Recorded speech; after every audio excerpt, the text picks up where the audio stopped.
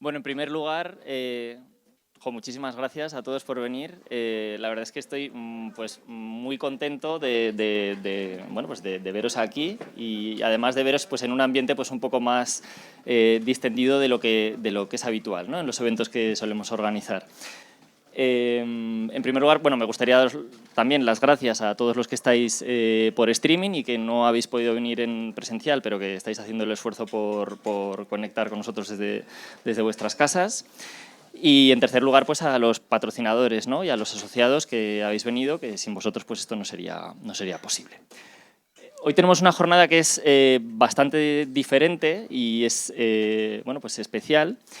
Y me gustaría inaugurarla recordando una cita, que es una cita muy célebre, que es la cita que abre Ana Karenina, ¿no? Que dice algo así como que todas las familias felices son felices de la misma manera, pero que las familias desgraciadas, cada una lo es a su manera, ¿no? Yo creo que esta es una frase pues muy brillante y que se podría extrapolar fácilmente a los proyectos de construcción, ¿no? Porque cuando los proyectos van bien, pues oye, nadie dice nada, y cuando van mal, pues cada uno va mal de una manera completamente distinta.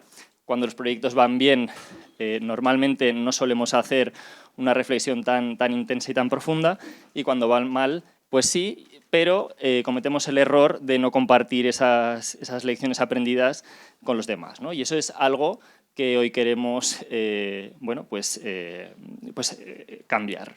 Entonces, hoy tenemos aquí a tres profesionales como la copa de un pino, con una experiencia dilatadísima y con perfiles también muy diferentes entre ellos, ¿no?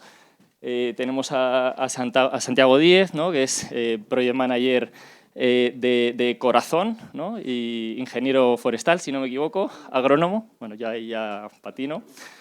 Y bueno, pues que lleva toda la vida, primero como project y después ya como fundador de 10T y de Sofía, bueno, pues como empresario y gestionando pues una empresa de proyectos muy exitosa, ¿no? Que además es miembro de la Junta de EDIP y asociado de EDIP, ¿no? Entonces tenemos aquí al Project Manager.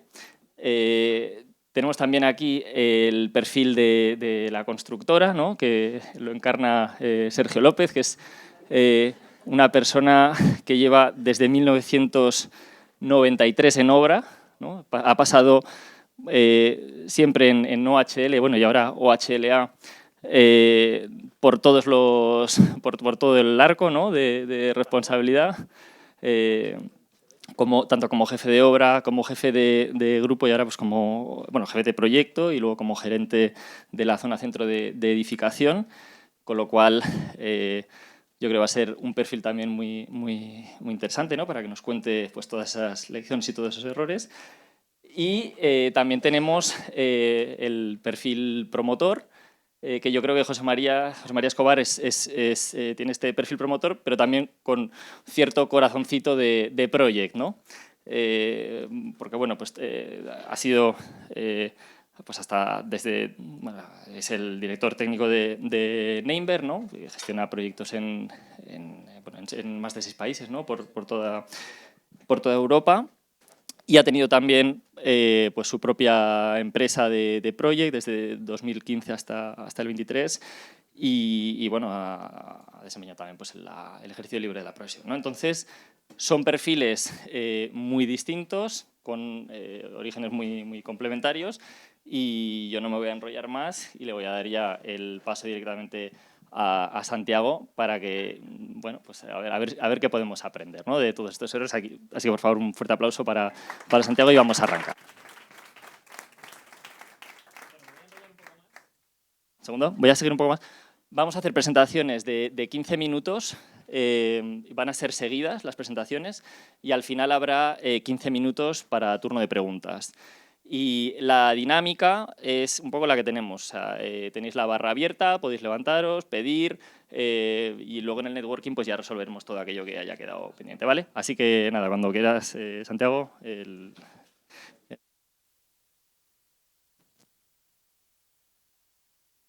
Vale. Buenas tardes a todos. Y yo creo que esto es como un monólogo, ¿no? Yo tengo una sensación, vamos a ver si conseguimos enlazarlo y que salga como está pensado por los tres. Para mí es un placer estar con José María y con Sergio. Y yo lo que voy a aportar es la experiencia de un director de proyectos, de una persona que hace 20 años fundó una empresa y que en 2014, y luego lo contaremos, por tema de crisis, lanzamos una startup. Con lo cual vais a ver experiencias control Z, aunque el control Z creo que es deshacer, pero creo que habría que traducirlo como lecciones aprendidas.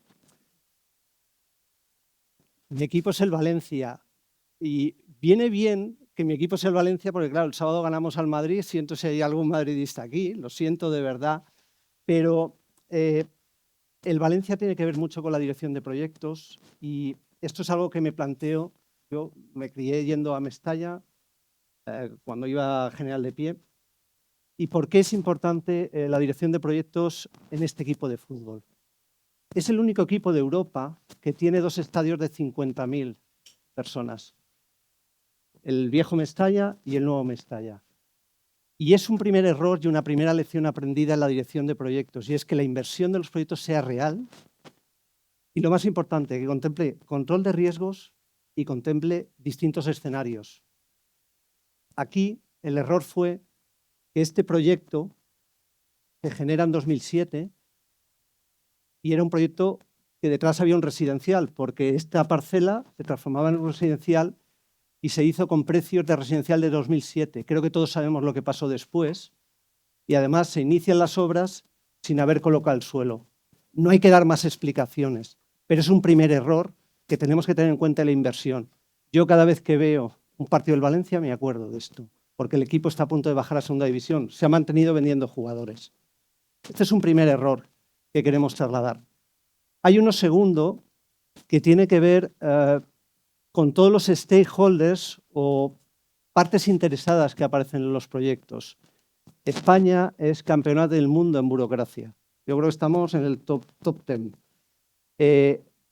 Comunidades autónomas, Estado, diputaciones, ayuntamientos, todo tipo de organismos. Fijaros que aquí he traído un pequeño extracto, pero nosotros en nuestra empresa tenemos identificados más de 280 stakeholders que intervienen en un proyecto inmobiliario. No intervienen los 250, pero intervienen. ¿Cómo intervienen? ¿Y qué hay que hacer? La experiencia nos ha dicho, y los errores, que hay que identificarlos en el minuto 1. Si tú identificas esos stakeholders en el minuto 1, seguramente podrás hacer un análisis de riesgo. Es una lección aprendida. Y lo traigo aquí porque este es un proyecto mío, real, que estuvimos colaborando como director de proyecto. No sé si veis algo raro. Esto es la cimentación de un edificio bastante complejo. Está en el sureste de España. No sé si veis algo raro aquí. Esto es real, ¿eh? Esto es hace 23 años. Aquí había un proceso de expropiación, pero el centro comercial, en concreto que era este proyecto, tenía fecha de apertura. Con lo cual, fijaros si nos complicamos todos la vida aquí. Fijaros si nos complicamos la vida. Pero esto tiene un lado bueno, y es que la inteligencia artificial a los directores de proyectos no nos va a quitar el trabajo. Habiendo tantos stakeholders y tantos organismos, no nos va a quitar el trabajo en la vida. Otro error. Este es otro proyecto, 2004. Traigo una foto y ahora os explicaré qué error hubo aquí y cómo aprendimos de este error. Aquí yo desembarco como project, pero en la jerarquía que había en el equipo yo estaba el tercero. De repente los 2 primeros desaparecen, me quedo solo y hubo un par de meses donde no se reforzó el equipo hasta que la propiedad decidió reforzarlo. Y eso nos sirvió para sacar herramientas que en ese momento teníamos Excel y teníamos PDAs. No sé si os acordáis las PDAs, que ibas con un lapicito. Pues fuimos capaces, una persona con la ayuda de otra, de poder dar cumplimiento al alcance que teníamos hasta que se reforzó el equipo. Y esta fue la génesis de lo que posteriormente sería un software que sacamos en 2014. La lección aprendida es que en problemas a veces lo que hay que usar es la imaginación y no rendirse, ¿vale? Eso es otro de los lecciones aprendidas que queríamos trasladar. Y esta me lo llevo más al plano técnico. uno de los agentes físicos que más incide en un proyecto hoy en día es el agua. Nosotros somos de Valencia y no tengo que dar más explicaciones. Este es otro proyecto de un sótano que estaba en un pueblo al lado de Valencia. Esto que tenéis aquí es un nivel freático que se recarga 3 días antes por lluvias y nos aparece. ¿Cuál fue la lección aprendida? Como veis, hay agua, pero los camiones se mueven, las piloteras se mueven y aprendes a que tienes que prever una base de encachado, una serie de soluciones técnicas que no te afecten al plazo. Pero ¿cuál es la lección aprendida del agua? El agua hay que tenerla en cuenta desde que eliges la parcela. Hoy en día hay modelos de inundabilidad que te permiten con más certeza saber la problemática que tiene tu parcela e incluso hay normativa. En el año 90 no había normativa de inundabilidad. Pero el agua hay que tenerla en cuenta en el desarrollo del proyecto técnico y en la obra, y luego en lo que es la explotación. Para que os hagáis una idea, hoy en día prácticamente las redes enterradas, por cálculo, nuestra experiencia es que no son capaces de absorber las intensidades de lluvia que tenemos. Creo que hay que pensar que los proyectos en esos periodos de intensidad tienen que funcionar bien por escorrentía o bien por temas de almacenes de flujo laminar y demás, para que puedan dar solución. Esta es otra lección aprendida que te das cuenta cuando vas desarrollando los proyectos. Esto es una viga de madera y es otra lección aprendida que estamos aplicando ahora. Esta es una viga de madera de un molino medieval que hay en un pueblo de Castellón, en Cervera del Maestre. Si os pregunto si sois capaces de leer lo que dice aquí, ¿alguno os atrevéis a identificar algo? Aquí arriba parece que dice un año, ¿verdad? ¿Y aquí abajo? Me imagino que la historia, yo soy curioso y la historia me gusta y me imagino que muchos de vosotros también. Cuando ves esto, y recuerdo que tuvimos una visita guiada, y lo primero que preguntas, evidentemente el año, pues todos lo vemos, pero ¿y estos dos nombres? Y lo preguntas y nadie es capaz de decirte, el guía no sabía qué significaba. Y esto nos dio un concepto, hoy en día con la digitalización en los proyectos, los modelos BIM, y empiezas a darte cuenta de que aquí solo hay datos, pero falta información y falta conocimiento. Es decir, no sabemos si este nombre correspondía al dueño del molino, a quien fabricó el sistema, porque esta era una viga dentro del sistema de extracción de aceite, que además era un sistema exportado de Italia, de la zona de Florencia, era muy curioso la explicación. Con lo cual, esto es importante que este concepto lo traigamos a nuestros modelos digitales y a cómo tratamos la información. Los datos no nos aportan nada. A los datos hay que ponerle información, que es lo que nos da conocimiento. Es como si yo os digo 4%.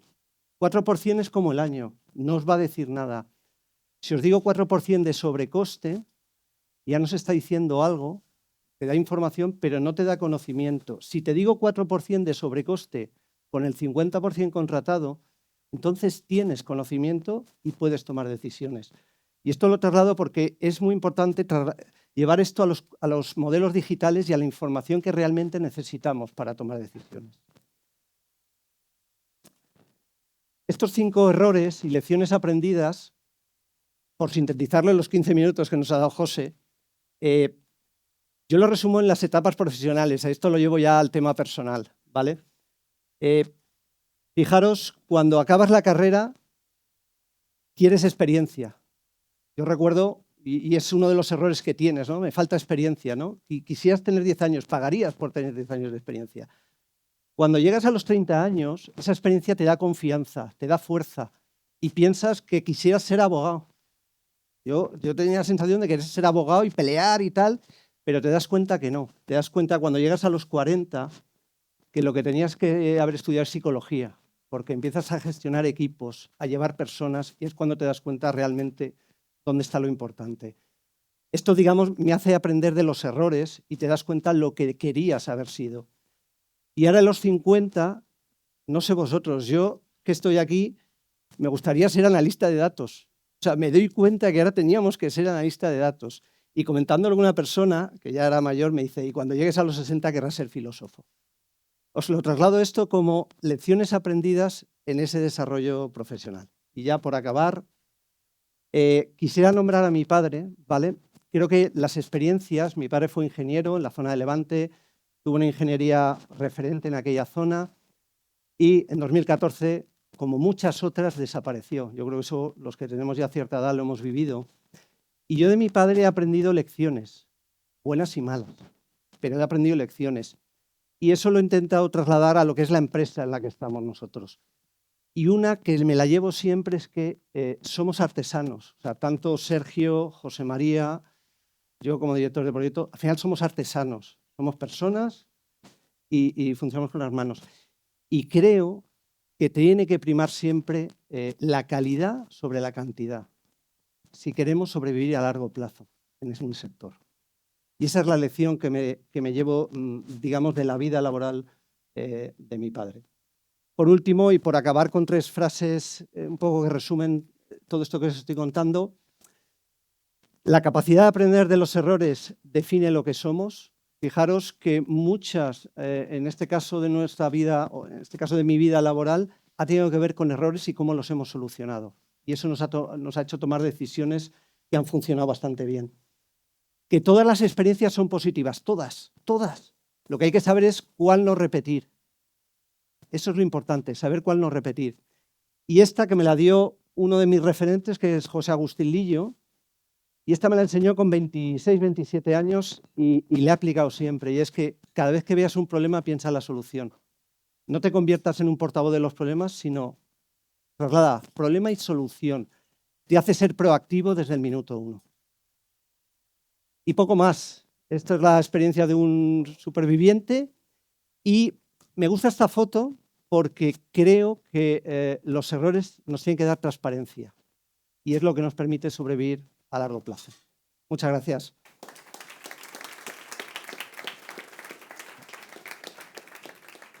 Muy bien. Pues muy bueno, sí señor. Coincido contigo con lo de las edades, totalmente. A ver, soy la constructora, soy lo que soy, por tanto, mis errores son mucho más mundanos. Son errores de obra. Llevo desde el 93 trabajando en la construcción y me he encontrado de todo, absolutamente de todo. Voy a presentar sobre todo 3 proyectos fundamentales que para mí han sido muy importantes. El primero es Canalejas. Lo voy a hacer, los errores no son de esas obras, que quede claro, ¿eh? No sabemos de qué obras son. ¿Vale? Pero evidentemente lo que voy a hacer es presentarlo por, o sea, voy a hacer las Canalejas de Torre Caleido, que también fui yo jefe de proyecto, y de ahora mismo muy cercano, más cercano es Méndez Álvaro, es una obra también de más de 100 millones. Todas las obras estas son de más de 100 millones en la que yo he participado y se pueden sacar muchas conclusiones. Voy a hacer una pequeña presentación de cuáles son los tipos de errores de la construcción. No pretendo sentar una cátedra, es mi experiencia, ¿vale? Puede ser, alguno puede decir, joder, pues es así. O sea, a mí me ha pasado. Y, a ver, lo principal para la ejecución, cuando estás ejecutando la obra, lo principal es tomar decisiones. Desde el principio estás tomando decisiones, continuamente, día a día, de todo tipo. Por tanto, la consecuencia son errores. No siempre aciertas, es más, casi nunca aciertas, ¿vale? Después te das cuenta y dices, joder, macho, otra vez, el pilar, el no sé qué, ¿por qué ha avisado la dirección facultativa? ¿Por qué he hecho esto? Casi siempre, pero bueno, son errores que más o menos sabes subsanar. Esta es la obra de Canalejas, el exterior de la obra de Canalejas, cuando evidentemente, tú fíjate aquí, todos los errores que pueda haber. O sea, estás hormigonando, un tío picando, una está picando, otra máquina, tal, los coches pasando por aquí, un agujero para sacar. O sea, aquí hay tal logística de que lo normal, ¿cómo no va a haber ningún error aquí? Normalmente son errores. Lo que intentamos en la obra es mitigar esos errores, ¿vale? Y los mitigamos como más o menos vamos a ver ahora. Lo más importante para mí, los más comunes de ejecución, para mí los errores más comunes son los del equipo. El equipo es fundamental. En una obra el equipo es fundamental. Y cuando hablo de equipo es el equipo de obra, pero también el equipo exterior, ¿vale? Los errores, un equipo no involucrado, no apoyado, con una comunicación mala, insuficiente, no compartida, un seguimiento de control inadecuado, mala organización, falta de tiempo, que siempre nos falta tiempo, seguimiento y controles inadecuados. Y después, con el entorno externos al equipo. ¿Cuáles son los externos al equipo? Pues las relaciones con los intervinientes, el project, que muchas veces no son tan buenas o se tienen sus problemas.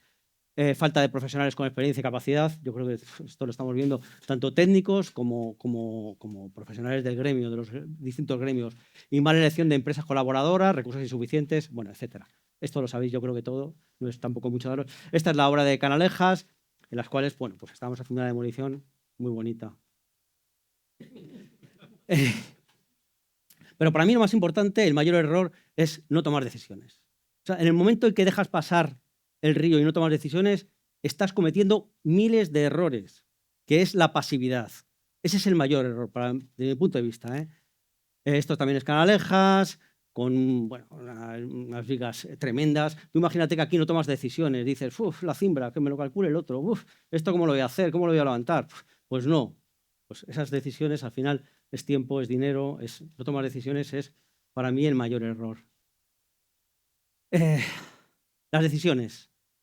Para tomar una decisión es muy importante fijar el objetivo, evaluaciones de favores a favor o en contra, las consecuencias, evaluar las alternativas y los riesgos. Esto es fundamental. O sea, tú no puedes tomar tampoco una decisión así corriendo, deprisa. Tienes que ser muy conciso, tienes que fijar el objetivo. Sobre todo tienes que tener información. Para mí lo principal de todo esto es la información. Esta es la información. Tú la decisión la tienes que tomar la información. Como no la tomes... O sea, es posible que te equivoques, evidentemente, todo el mundo se equivoca. Pero como te equivoques teniendo toda la información, no es lo mismo que te equivoques sin tener información. El error es muchísimo mayor sin tener información. Después, pues ¿cómo se mitigan esos errores? Pues con negociación, con intuición, con actuación y con evaluación. Desde mi punto de vista, siempre un error puedes negociarlo, puedes ver, oye, pues me he equivocado en esto, vamos a negociar a ver qué es lo que hacemos. La intuición, con tu experiencia, puedes también mitigar ese error. Actuación con rapidez, no dejar pasar el problema para mí es fundamental. En cuanto lo ves, dices, voy a tomar la decisión. Si este proveedor no me funciona, fuera, otro. Para mí es un error dejar pasar cuando las cosas no te funcionan. Y evaluación, decidir a tiempo, pero con cabeza, por supuesto. Aquí vemos también otro riesgo muy importante. Esta es la decisión. Vamos a tomar una grúa, vamos a quitar una grúa en una zona, en una torre. ¿Qué hacemos? Pues una pedazo de grúa que hay, tenemos que decidir, fijar el objetivo, el tipo de grúa.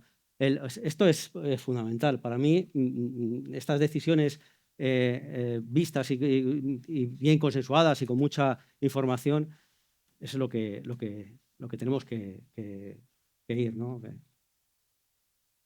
Una obra es una incertidumbre, desde mi punto de vista. Cuando no te adjudican la obra es una putada. Dices, joder, me he quedado 2 puntos, me he quedado 3 puntos, otra vez segundo. Pero cuando te adjudican la obra, dices, hostia, no, por favor. Y primero dices, bien, y después dices, no tan bien. La grúa dura poco. Y después dices, ¿qué equipo voy a poner? ¿Qué maquinaria voy a poner? El plazo, yo me acuerdo, si esto me acuerdo que dijimos 4 meses menos. Y me acuerdo que era el proyecto que me hizo madre mía, qué pesadilla. Bueno, cuando comienzas la obra, tienes que tener decisiones para contratistas. O sea, una obra es una incertidumbre total, ¿no? Para mí, para evitar errores, como he dicho antes en la anterior diapositiva, lo más importante es la información, los medios, y te dan un método. Para mí lo fundamental es la información, los medios y el método. La información más los medios para mí es el método. El método es importantísimo, y os voy a poner un ejemplo, que lo sabe él. Joder, el método, el método del Last Planner. Lo más normal es que en una obra se retrase. O sea, es muy raro que cumplas. A veces cumples, sí, pero lo normal es que te retrases. Al tener un método, por lo menos controlas por qué te retrasas, que es fundamental. Esa información y ese método es importantísimo. Sabes dónde ponerlo. No puede ser como la gente de obra que muchas veces dice, bueno, es que me funciona muy mal. No, me funciona muy mal, no. Ten un método, aplica ese método y mira a ver qué es lo que ha pasado.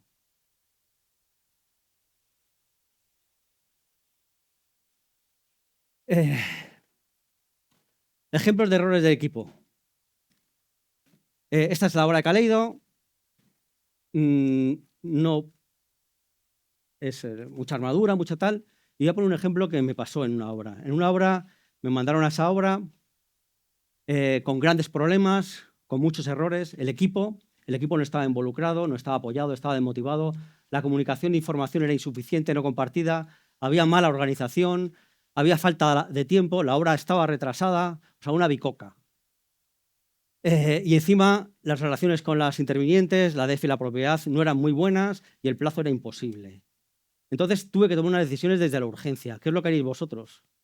Pues iros de Madrid, buscaros otro trabajo, cualquier cosa, ¿no? Bueno, lo primero que hice fue la única, por eso doy tanta importancia al equipo y a la información. Lo primero que hice, que fue la decisión más importante, la más importante que tomé, no era ninguna decisión técnica, no era ninguna decisión, era una decisión filosófica. Cuando entré en el despacho, fue un despacho como así de ancho, con una mesa así de grande y con una mesa de reuniones en medio gigante. Y dije, ¿qué cojones hago aquí?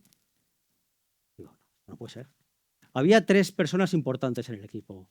Había 2 jefes de obra, que llevaban parte de obras, y un jefe de contratación, que también de oficina técnica, que también era una parte, un pilar muy importante de la obra. El equipo no era malo, era buenísimo. Buenísimo. ¿Qué es lo que hice? Lo primero que hice fue, este despacho fuera. Tú y tú, o venís aquí, al despacho. Estáis conmigo, habláis conmigo, tomáis decisiones conmigo y estamos todos juntos, para todo el mundo, porque el jefe de una estaba aquí, el otro jefe estaba en otro despacho, el otro... Nadie se enteraba de nada. Entonces, una vez que tomé esa decisión, las cosas fueron más sencillas. No fue una bicoca, fue un puto sufrimiento, pero fueron más sencillas. ¿Fueron más sencillas? Por lo menos estábamos todos juntos, compartíamos nuestros errores, compartíamos nuestros problemas y los intentábamos solucionar. Y sobre todo un apoyo al equipo. Para mí fundamental el equipo, mi punto de vista. Otro ejemplo de toma de decisiones, resulta, esto suele pasar en las obras, que la DF no decide y obliga al contratista, porque son las obras que van muy corriendo,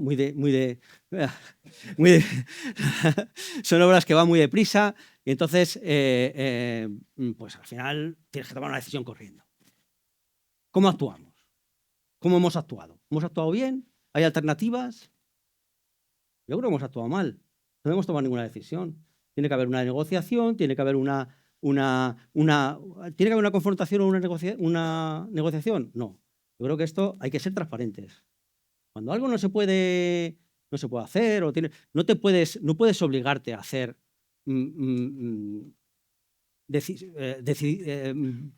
decisiones que no te corresponden.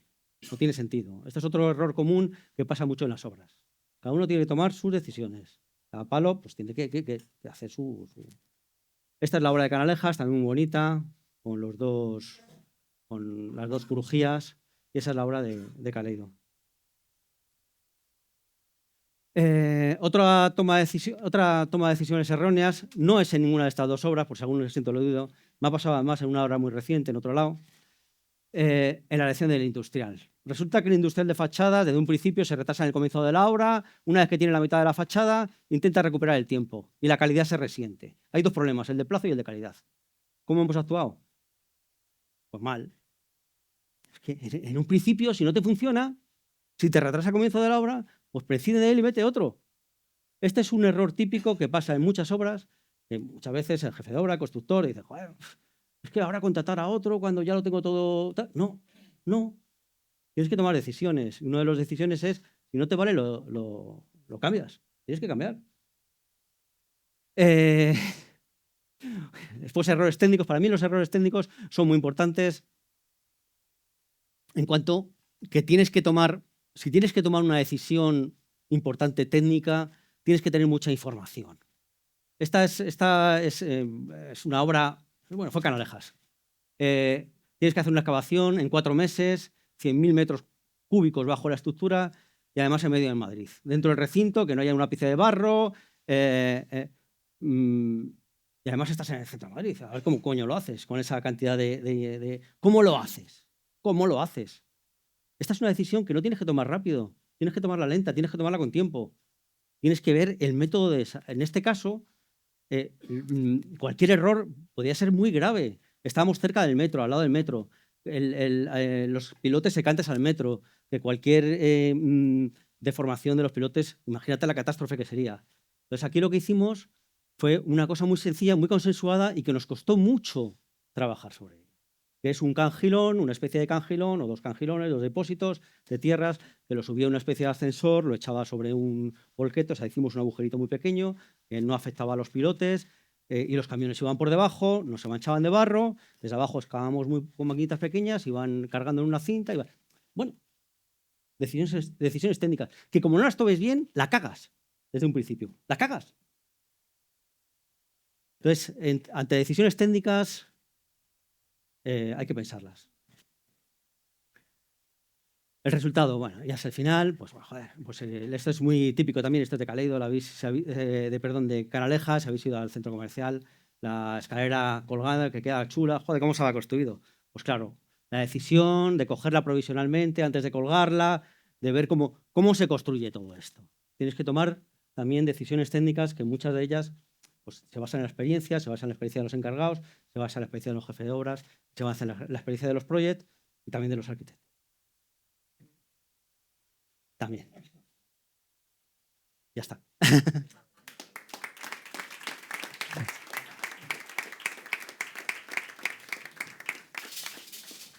Ánimo.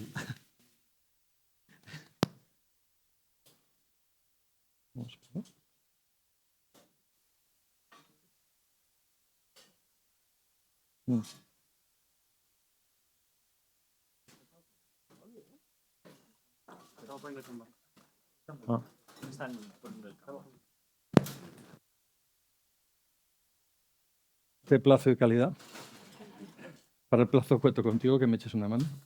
El coste, cero. Y calidad, pues ya está la suerte echada. Entonces, bueno.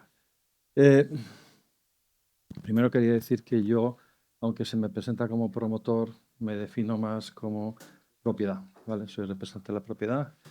En mi vida profesional he sido promotor, he sido propiedad, he sido PM, he sido arquitecto, he sido incluso contratista, aunque por breve tiempo, no me gustó, y volví a lo que soy, que es representante de la propiedad. Entonces, yo quería hacer una presentación más filosófica, más genérica, con menos ejemplos, porque también me cuesta mucho dar ejemplos concretos, que sé que ilustran mucho, pero siempre hay alguien involucrado y es muy delicado y no quiero ofender a nadie. Entonces, si alguien se siente reconocido, pues que sepa que no es él. ¿Vale? Entonces, vale, filosóficamente. De todos los errores que uno puede cometer, los peores son los que cometes al principio, en el montaje del proyecto. Son los que luego se van a amplificar, se multiplican con el tiempo y solo hacen que convertirse en errores más grandes. Entonces, esto está ilustrado por la persona a la que le persiguen sus errores. Y estos errores, digamos, de preparación, de montaje de la operación, para mí, pues hay dos tipos, ¿no? La mala preparación o la falta de preparación y los errores de casting. ¿Vale? Ahora explicaré qué quiero decir por cada una de estas cosas. ¿Qué es la mala preparación o la falta de preparación? Pues es lanzarse por urgencia, por presiones externas, por lo que sea, sin reflexionar demasiado cómo voy a hacer yo esto. ¿Cómo voy a montar esta operación? En fin, todo lo que pues, hablamos, coste, plazo, calidad, etc. Y luego, esto parece una chorrada, pero establecer un PEP, supongo que todos sabéis lo que es un PEP, ¿no? Project Execution Plan, un esquema donde se refleja cómo voy a hacer yo esto, ¿sabes? ¿Quiénes son los intervinientes? ¿Qué estrategia de licitación tengo? ¿Voy a ir a contratista general? ¿Voy a ir a lotes? ¿Voy a paquetizar el proyecto? En fin, todas estas cosas pues tienen que estar definidas desde el principio y luego se tienen que cumplir. No pasa nada si a lo largo del proyecto cambiamos la estrategia, pero tenemos que ser conscientes y consecuentes y actuar consecuentemente a ese cambio, ¿no? Bueno, esto es lo que decía antes, o sea, lo que tú decidas ahora en el montaje del proyecto te va a estar presionando durante toda la vida del proyecto y va a condicionar grandemente el éxito o fracaso de la operación, ¿no? Regreso al futuro, para los que tenéis cierta edad, habréis visto la película. Vale. Estos son ejemplos un poco humorísticos de lo que puede pasar. En realidad, los errores que yo puedo cometer y he cometido son mucho más graves que todo esto, ¿no? Claro, pues las consecuencias son... Vale, perdón. Entonces, bueno, un poquito de humor. Hay muchos ejemplos y yo voy a dar tres, ¿vale? Y insisto, no quiero ser demasiado preciso en esto, pero bueno, esto es un gran proyecto, un edificio de los años 70, Complejo, reforma integral, lleva intervención estructural. Bueno, prácticamente el edificio se deja, por razones también urbanísticas, se dejan los huesos y se reconstruye totalmente. Que muchas veces nos encontramos con que es más, o sea, aunque sale económicamente más barato demoler y volver a hacer, por cuestiones de licencia, conviene mantenerlo y guardar los derechos adquiridos por esa edificación. Entonces, bueno, alguien, y yo en mi última etapa me he dedicado más a rescate de proyectos, entonces hago frente a decisiones tomadas por otros en momentos donde el proyecto ya se ha torcido mucho y hay que corregir, ¿no? Entonces, alguien decide que este proyecto se va a hacer por lotes, cuando en realidad, oye, pues un proyecto de reestructuración integral de un edificio con todas las interacciones, coordinaciones, etcétera, está pidiendo contratista general, no por lotes. Lotes se hace con una obra nueva, ¿no? Claro, siguiendo ese mismo, pues se olvida pedirle al arquitecto que paquetice el proyecto y que lo enfoque hacia los lotes, que es una dificultad añadida luego posterior. Y luego dice, pues bueno, pues que sé, para una obra de este presupuesto, 3 personas. No, si son 16 lotes con otros 20 consultores, 3 personas no pueden, ¿no? Pues, bueno, todo esto tuvo solución, ¿vale? Soluciones siempre son drásticas, siempre pasan por reemplazar equipos, en fin, no es agradable, pero se puede resolver. Otro ejemplo, y este es un ejemplo que hablábamos antes en la playa, y este lo puedo contar con un poco más de detalle, pero nos pilla a todos muy alejados. Esto fue en Brasil hace como 10 años, Playa de Ipanema. El grupo para el que yo trabajaba entonces dice, ay, el mejor hotel de todo Ipanema, de todo Río de Janeiro, es este, lo voy a comprar y le voy a cambiar la enseña. Fantástico, el hotel era una maravilla. Salvo que a nadie se le ocurrió que había que hacer una technical due diligence antes de comprarlo. Resultado, entramos, vamos a hacer la reforma y ahí aparecieron patologías para escribir un libro, ¿sabes? De todo tipo, empezando por el hormigón, ¿no? Un edificio de los 70, vale, con la calidad de construcción de los 70. Resultado, pues la operación no se puede llevar a cabo, ¿vale? No se pudo cambiar la enseña y nos tragamos el asset. El tiempo pasa más rápido de lo que parece. Y esto es otro error que se comete mucho, y lo hablaríamos más tarde, y es un error más de economistas que de técnicos, es, pues para facilitar las cosas cojo una empresa y le contrato todo. Eso es garantía de fracaso. Todos los huevos en la misma cesta, cuando algo va mal de forma holística, universal, 360, o sea, gran cagada, ¿vale? Sí, tener cuidado con esto porque hay mucha gente que vende eso, no, yo te lo voy a hacer todo. Ojo, ¿sabes? Ojo. Sí, es como cuando te compras la lavadora secadora que además plancha, ¿no? Pues no va a hacer ninguna de las 3 cosas, las va a hacer bien, ¿vale? Seguro. Casting, pues es que hay que elegir mucho a los miembros del equipo, con mucho cuidado, ¿sabes? Entonces digo, ¿qué hay que hacer? Pues saber elegir a los buenos. Los buenos además cuestan lo mismo que los malos. La diferencia de precio puede ser máximo 10%, o sea, no os dejes llevar por eso. Luego, los consultores como los contratistas hay que elegirlos de buen tamaño. Ni demasiado grandes que te van a chulear, ni demasiado pequeños que les viene grande la cosa, ¿sabes? Y luego, no intentéis ahorrar. O sea, el ahorro en consultores es el chocolate del loro. O sea, el consultor es tu abogado y haber de defenderte a un juicio en el Supremo, ¿sabes? Y tú en eso no racaneas, porque te va a defender del enemigo que la contrata y está de tu lado. Entonces, no racanees, ¿vale? Y luego otro error enorme es que cada profesional tiene su campo de acción. O sea, un arquitecto sirve para lo que sirve, un ingeniero sirve para lo que sirve, un decorador sirve para lo que sirve. Y no son intercambiables. Coge el buen técnico para la buena cosa. Y otra vez, no te fíes de una persona que dice yo lo hago todo, porque no. Sí, lo hará todo, pero lo hará mal, ¿vale? ¿Me queda mucho o poco? Ya estoy acelerado ya. Venga. Entonces, errores de casting, pues eso, ¿sabes? Coges a un experto en conceptos, haciendo cosas, ay, cómo me gusta, te encandila, te encanta, pero luego no sabe hacer un proyecto de ejecución, no sabe hacer una dirección de obra. Y lo pasas muy mal y al final acabas otra vez con la solución traumática, que no nos gusta a nadie. ¿Vale? Es el mismo ejemplo de antes. Estaba lleno de errores de todo tipo. Más o menos lo mismo en otro tipo de activo, quizá más reciente. Una persona que ha demostrado que vale, un estudio de arquitectura que ha demostrado que vale, puede demostrar que vale en un tipo de activo. Se le contrata para otro tipo de activo y no, se pierde, es otra escala, es otra dimensión, es otra problemática, no es capaz. Y bueno, tiene un buen currículum, pero tiene que tener el buen tamaño y experiencia en lo que tú vas a hacer. No es lo mismo hacer un hospital y hacer un centro comercial, son 2 cosas muy diferentes, ¿vale? Esto, cuando digo edificio nueva planta, complejo, cambiante, presupuesto elevado, podéis imaginar qué tipo de asset es, ¿no? Os podéis imaginar. Bueno, pues eso, lo mismo. Empresa de PM, muy pequeña, muy majos, muy voluntariosos, rápidamente les viene enorme, enorme. Entonces, bueno, cambiar a un PM que está en obra es complicadísimo, complicadísimo. Y este en concreto se resistió como gato panza arriba, ¿sabes? Entonces, estas cosas, por lo que os decía, o sea, intentar hacerlo bien desde el principio porque las soluciones siempre, siempre son traumáticas.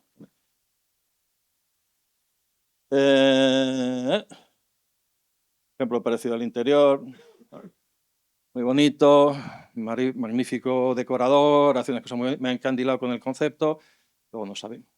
No sabía. En este caso concreto, pues ha habido que sobredimensionar los equipos que le rodean, o sea, el PM, la propia propiedad, etcétera, el aparejador que están sujetándole la mano y haciendo el trabajo por él, ¿sabes? Y entonces esto significa pues mucho sobreesfuerzo y, bueno, llevamos el 50% de obra y hemos consumido pues como el 80% de las contingencias. Y teníamos un nivel de contingencias del 12%, que no está mal, ¿sabes? Entonces, casting. Vale. Bueno, entonces, pues, ¿cómo se repara? Pues lo que os decía antes, reparar es sustituir cuando son errores de casting, no hay otra cosa. Entonces, tú lo has dicho antes, hay que reconocer el error de forma temprana, ¿sabes? O sea, hay que reconocerlo, aceptarlo y decir, tengo que hacer algo. Estás siempre alerta, porque el error te puede pasar desapercibido, te metes en el día a día, y no te das cuenta que esto está fallando porque es que esto está mal pensado, ¿sabes? Y rectificar a tiempo. También lo dijimos antes, es importante, no es fácil, tenemos a posponer las acciones correctivas porque son desagradables, a nadie le gusta, pero es que se van creciendo, ¿no? Creo que voy a acabar a tiempo. Bueno, esto es un poco humorístico, esto es la persona que me ha hecho la presentación. Y entonces, bueno, si me sobra un poquito de tiempo, os cuento que efectivamente yo hacia el final de mi carrera pues monté mi propia empresa de asesoría, ¿no? En París. Yo estoy viviendo 15 años en París. Y entonces lo que hacía eran lo que se llama misiones de management de transición, es decir, viene alguien y dice, José María, tengo un problema, vas a estar conmigo pues, 6 meses, 1 año, año y medio, 2 años, la duración máxima de la misión de management de transición, y vas a ir y me vas a resolver esto. ¿Sabes? Entonces es muy intenso, hay una curva de aprendizaje que tiene que ser muy rápida, pero muy intensa, resuelves y te vas. A veces terminas, a veces dejas que ya le pasas la mano a otro para que termine. Entonces, yo he visto más problemas de los que, o sea, más errores de que una persona normal ve en su trayectoria, porque es que yo vivo de comerme errores de otros. Entonces, pues eso, se aprende, claro, se aprende. Y creo que por lo menos la calidad no sé, el coste sí, porque no hay, pero y el plazo por ahí, ¿no? O sea que, bueno, misión cumplida. Bueno, pues muchas gracias a los tres. Yo creo que ha sido súper interesante. Además, habéis clavado el tiempo, incluso hemos recuperado, ¿no? Cosa que no suele ser tampoco muy habitual. Entonces, veniros por aquí los tres, porque no os habéis librado todavía y ahora os toca el escrutinio del público, ¿no? ¿Alguna pregunta por aquí? ¿Alguien quiere...? Venga, Alberto. Venga. Sí, buenas tardes. Muchos ya me conocéis porque soy el pesado que siempre pregunta. A ver, una pregunta para los tres, cada uno desde vuestra perspectiva. ¿Aprendemos de los errores o hemos aprendido? ¿Y dónde queda el know-how en las empresas? Si queda, si no queda, si queda esa trazabilidad de los errores, cada uno de vuestra perspectiva. Y si encontráis así algún ejemplo que os venga a la cabeza. Yo me lanzo, si quieres el primero. A ver, en tecnología hay una reina de Inglaterra. La reina de Inglaterra empezó a reinar por la década de los 50 y ha vivido no sé cuántos presidentes de Estados Unidos, no sé cuántos de la URSS y de Rusia, y es el Excel. Entonces, ¿qué ocurre? Y yo creo que la crisis de hasta el 2008 fue una evidencia. O sea, se construyó en España para 20 años más, ¿no? Y tú buscas el conocimiento de aquella época y prácticamente no existe. Cada uno tenía sus archivos y sus historias. De hecho, una de las ideas un poco que se trabajan ahora y demás es que ese conocimiento lo lidere y quede en las empresas. Y yo puedo hablar de nuestra experiencia. En 2014 sacamos un desarrollo que buscaba eso, básicamente. Busca eso. El ejemplo de dato, información, conocimiento, busca atacar eso, Alberto. Errores se aprende, pero se aprende a título individual, o sea, las personas. Las organizaciones no aprenden nunca los errores. O sea, yo estoy harto de hacer una especie de lessons learned y de acabar un proyecto y reunirnos todos y tal, y eso siempre cae en saco roto y en el olvido, ¿sabes? Como persona sí, claro, se te queda aquí en la mente y no lo repites y tal, pero las organizaciones cambian, las personas cambian. Yo me acuerdo en una empresa británica, una promotora británica, íbamos a empezar un proyecto y me dice, José María, no podemos caer en estos mismos errores. Y me sacó un informe de 12 páginas de lecciones aprendidas. Pues fuimos cayendo uno por uno en cada uno de ellos. Porque, claro, no había una verdadera conciencia, ¿sabes? O sea, era, los hemos escrito, tal, pero luego detrás hay fuerzas ocultas, hay muchas cosas en las empresas que hacen que la cagas otra vez. Pero a título personal sí, claro. Sí. Yo, desde la obra, yo creo que es... Me parece... ¿Me escucháis ahora? Pero pégate un poquito más Ah. a ellos que no te ven. Sí, vamos. Yo creo que desde la obra sí se aprenden los errores, estoy de acuerdo con José María, por la experiencia. La experiencia para mí es fundamental. Y es verdad que últimamente hay métodos de control que sí que estamos utilizando en las obras que nos sirve para mitigar esos errores, sobre todo para tener información. Entonces, ¿de los errores aprende? Bueno, sí y no. O sea, yo estoy harto de que sistemáticamente se caigan en los mismos errores. Muchas veces. Pero es verdad que hay muchos errores que están mitigados. Por ejemplo, uno muy fácil que sabéis todos, la seguridad. Pero la seguridad está todo súper... los errores que teníamos en el año 93 cuando empezamos a los que hay ahora mismo no tienen nada que ver. Pues ahí sí que se ha invertido mucho. En la planificación también hay ahora métodos que te evitan cometer tantos errores. O sea, yo creo que ahora hay metodología que es verdad que te impide. Pero muchos de los errores que se cometen, aún teniendo experiencia, vuelves a caer. Vuelves a caer otra vez en los mismos hábitos. El contratar es más barato, es típico que tal. Sí, que haces un estudio exclusivamente económico, sin basarte muchas veces en los medios. Si vas a los medios y dices, bueno, bueno, es un poquito más pequeño o un poquito más tal, pero bueno, pero este yo creo que me puede funcionar. Pues no.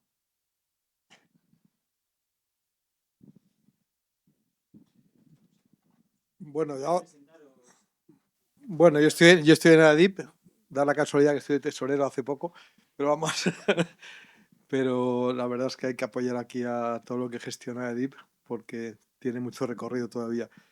Entonces, lo curioso de esta reunión es que hay 3 personas que representan 3 papeles diferentes. Tú eres constructora, tú eres propiedad, vamos, has sido propiedad muchos años y tú eres project manager. Entonces, ¿qué pensáis que es el project manager ideal para cada escenario vuestro, ¿no? Porque sé que hay constructoras que le dicen que el proyecto no sé qué y ya están jurando en arameo, ¿no?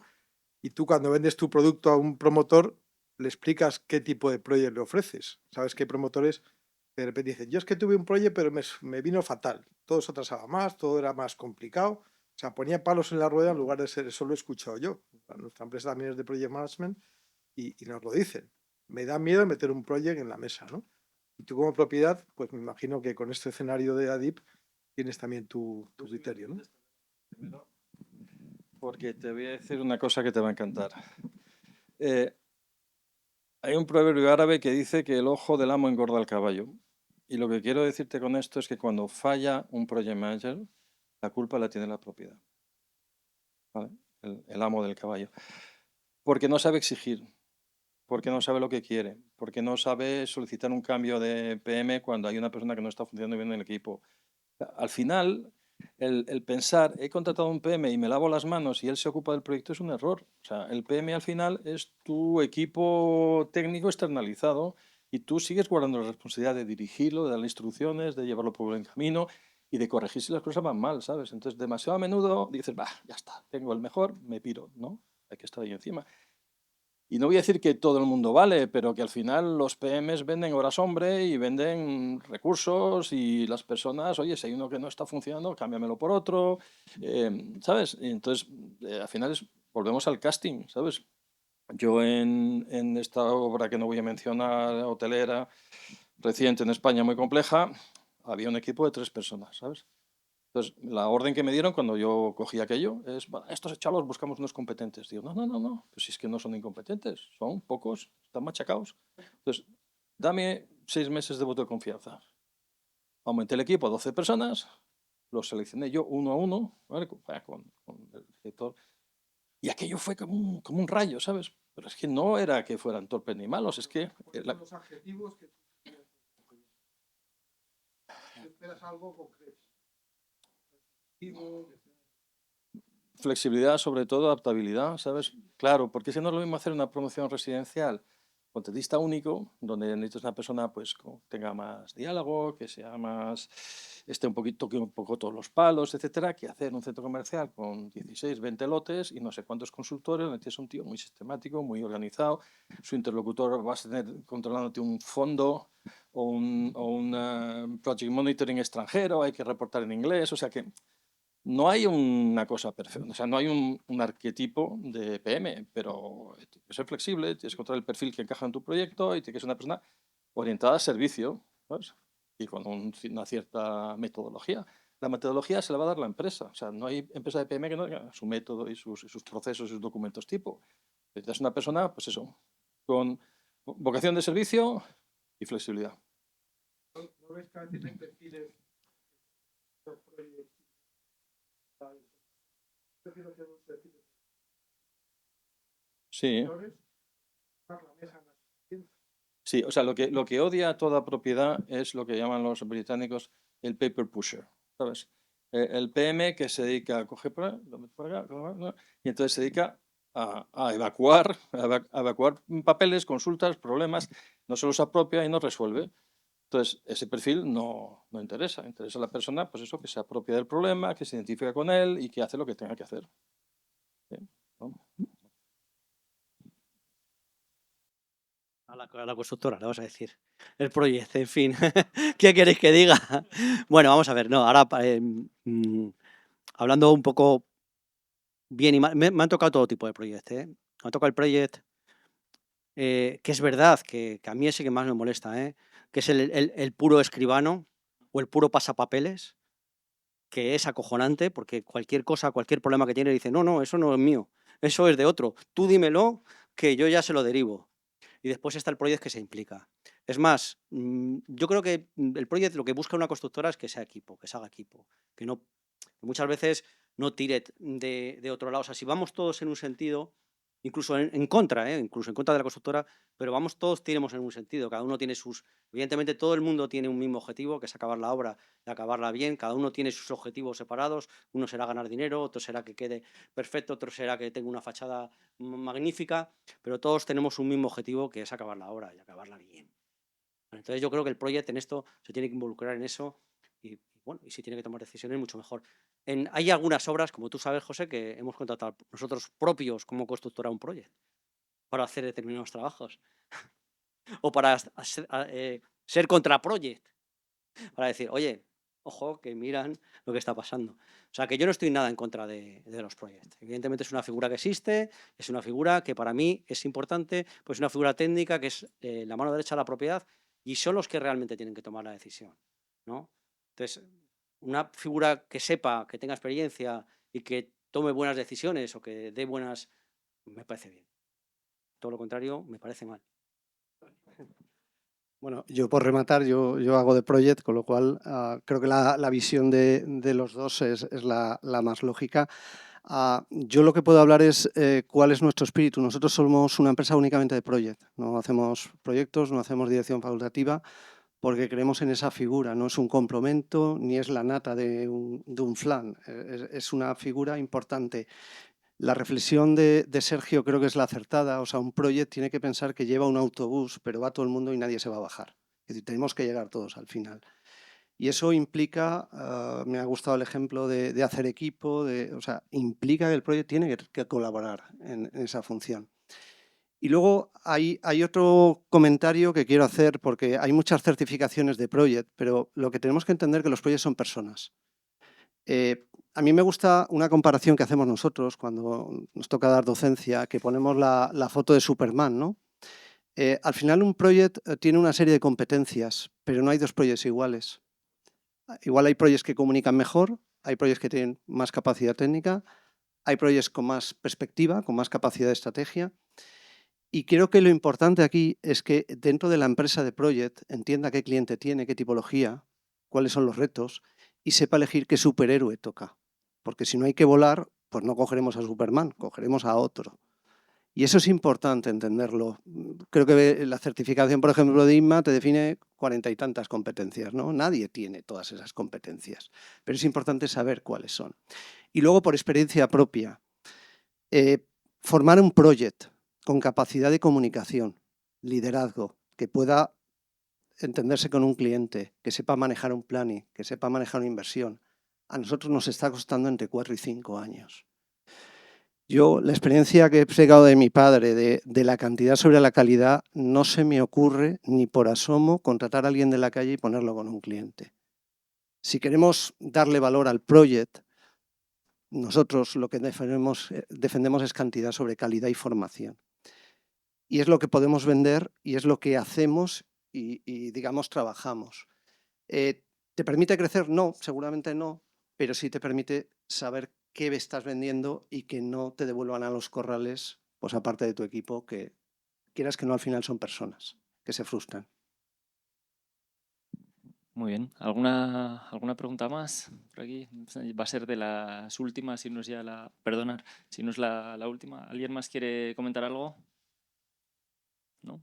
Bueno, pues entonces... No, entonces ahora pasamos aquí a la parte de la barra y les abrazáis a preguntas, si queréis. Sí, dime. Perdóname que sea muy pesado, ¿eh? Simplemente, ¿qué propuesta de valor debe tener una empresa o persona como Project? Entonces, a la hora de venderse, ¿cuál sería la propuesta de valor de esa empresa o de esa persona? Así hagamos de pronto. Sí. Entiendo que hostia, esto hay que pensar. No, que va, porque le estaba dando vueltas conforme hablaban mis compañeros. Vamos a ver, como propiedad, si yo tengo que elegir un project manager más que otro, yo creo que esa especie de cualidad especial que tiene que tener es comprenderme. Es decir, que tú puedes tener un PM que sea técnicamente muy bueno, que tenga un gran currículum, etcétera, pero al final tú estás contando a una persona y, como yo decía antes, va a ser tu abogado defensor en un juicio que te está jugando la cárcel, ¿no? Entonces, tienes que estar alineado. Él tiene que comprender lo que tú necesitas y por qué lo necesitas. Entonces, hay muy pocos PMs que tengan visión de negocio. Es decir, que comprendan que tú estás promoviendo un edificio, lo que está en juego, los plazos, los inversores, la rentabilidad, cómo puede afectar a la rentabilidad de la operación el que suceda algo como un retraso en lo que sea, en fin, todo este tipo de cosas. Entonces, si esa persona comprende tu problemática, sabe lo que estás haciendo y por qué lo estás haciendo, va a poder ayudarte mucho mejor, va a poder acompañarte. Luego es menos importante que técnicamente sea muy hábil, pero que vaya en la misma dirección que tú, ¿sabes? Si esa persona al final está perdida y se ofusca en resolver un problema de coste, no sé qué, cuando eso no tiene tanta importancia, te va a ayudar menos bien. Eso sería lo que yo... Ah, vale. Gracias. Bueno, ¿algo que añadir por aquí? ¿No? Bueno, pues nada. Muchísimas gracias. Voy a pedir un aplauso para los tres ponentes, por favor.